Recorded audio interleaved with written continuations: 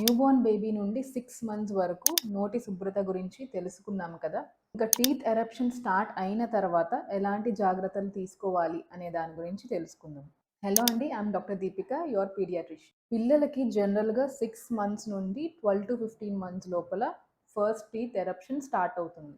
So వీళ్ళ కోసం design చేసిన small soft bristle toothbrush with rice grain size అంతా ఫ్లోరైడ్ ఫ్రీ టూత్ పేస్ట్ తీసుకొని మార్నింగ్ లేచిన తర్వాత నైట్ పడుకునే ముందల బ్రష్ చేయించండి, చాలా జెంటల్గా. 2 years నిండిన తర్వాత 3rd year ఆఫ్ ఏజ్లో టీ సైజ్ అంతా ఫ్లోరైడ్ టూత్ పేస్ట్తో బ్రషింగ్ స్టార్ట్ చేయొచ్చు.